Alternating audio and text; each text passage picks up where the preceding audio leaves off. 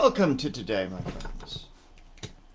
Time to get our conjure on, right? As I go through and pull out a different layered approach for today, okay? So the layering of our work today goes a little bit beyond just the ingredients that we're going to use. We're going to have a deeper conversation about the letters behind magic, the words of magic, right? The neat thing is that in application of Grimoire tradition magic, there is the letters of what this stuff represents.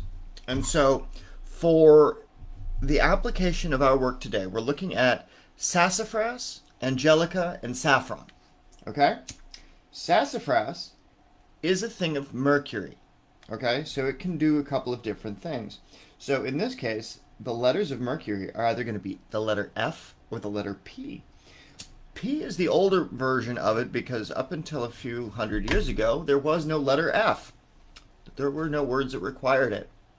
And so, in this case, we will use P as our foundation, right? And so, by having P as our foundation in this, we then look to the next ingredient, which is angelica, right? Its ingredient is sun. It can be either O, TH, or I, if you're looking at the vowel. So, PI, and then saffron, which is, again, a letter of the sun. So, what you can do is you can use your number table for the square of Saturn, which has the number of the sun.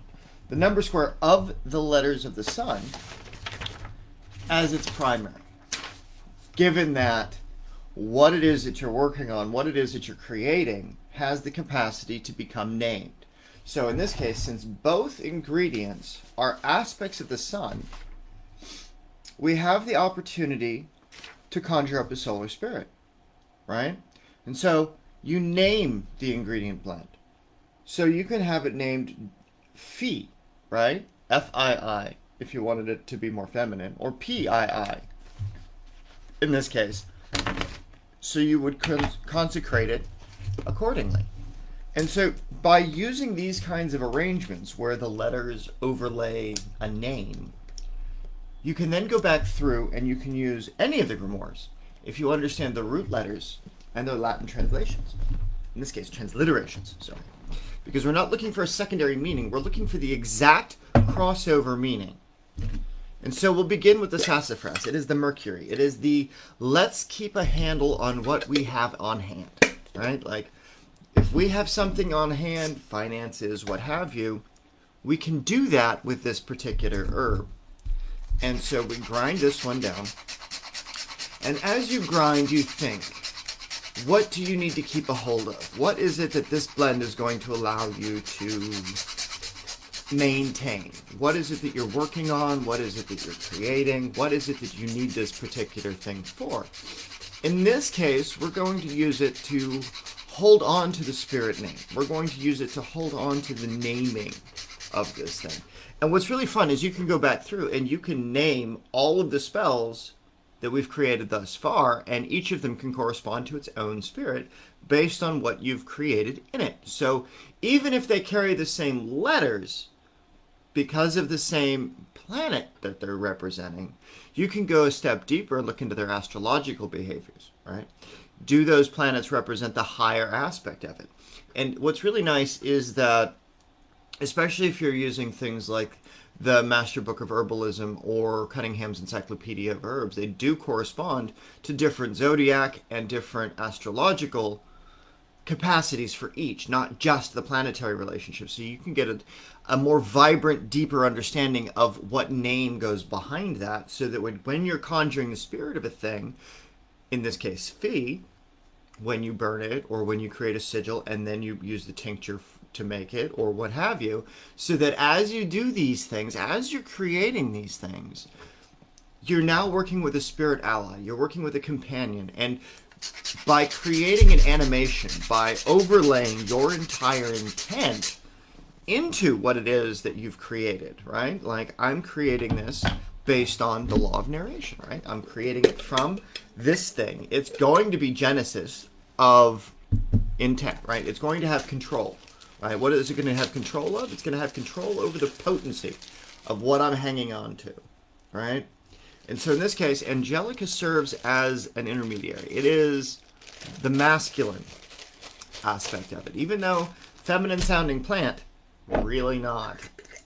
It's an intense little beastie. And then with this, a few of the grains of saffron. Again, this shit is expensive, so use sparingly in your work. But I wanted to demonstrate it today in a compound that is a little non-traditional. Like, you can put this in your wallet and you can use this to command the money to come to you, right? You can use this as a fortune building blend. And as we approach the new year, tomorrow, right? Like, tomorrow's the last day of 2021, thank God. What we have to look forward to is the next evolution of our project, right?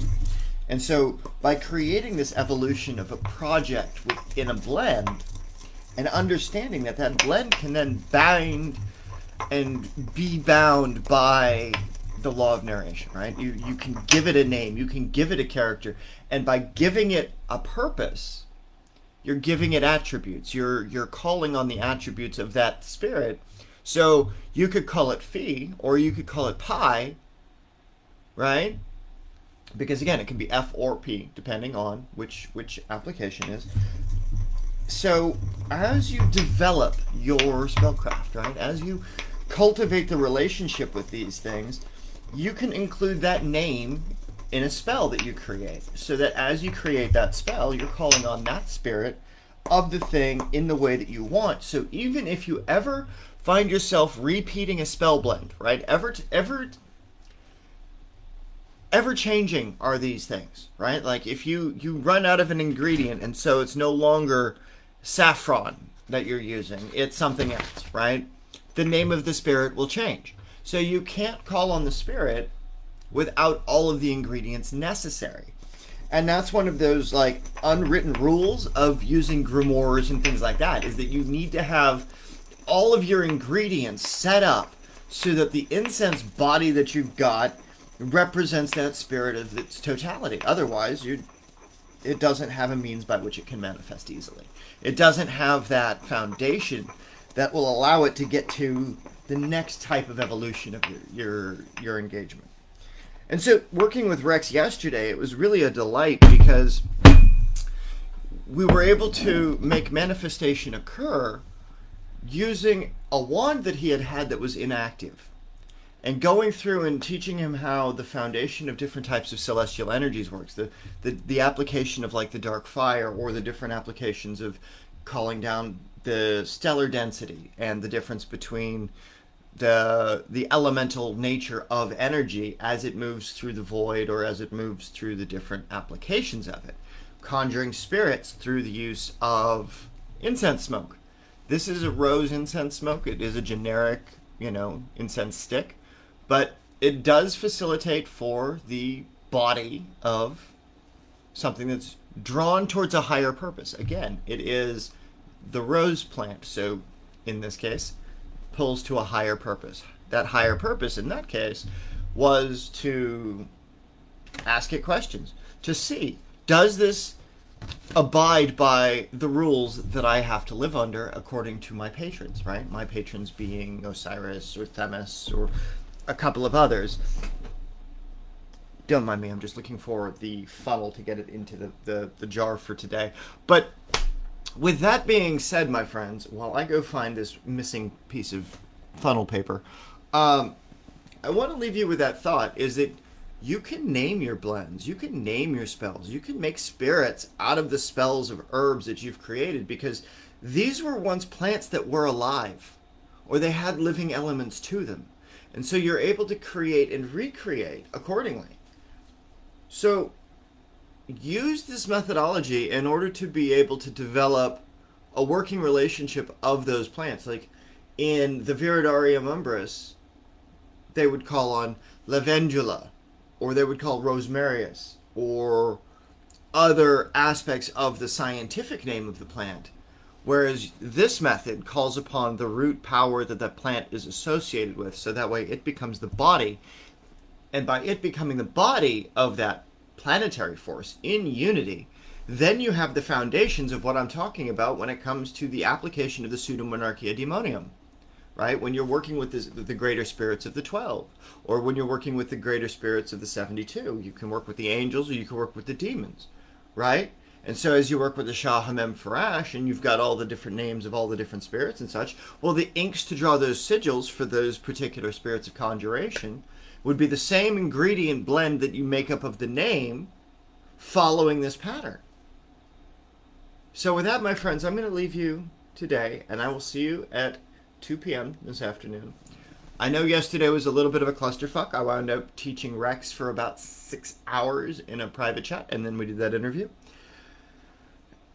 I recommend you watch it because it is a different kind of experience that you have with this kind of energy work. And it's a practical application of it where you become the conduit very easily once you've crossed the rite of transformation, because it makes magical energies and mystical energies move through you in a different sort of way than if they were approached externally, right? And this is going to be the trade-off, is without that oomph inside you, it doesn't work as well.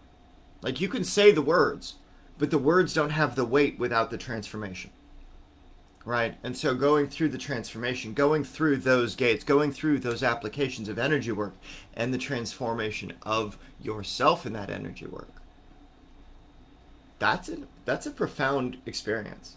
And so I just got to give him mad props for that. And I'll see y'all in the comments. Be safe, my friends. I will see you for today's right in the afternoon. Until then, remember, mind your allergies with this blend.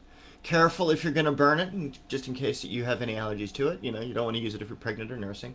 Otherwise, do your research, do your homework, and don't be evil. Otherwise, I will see you in a couple of hours. Stay safe, y'all.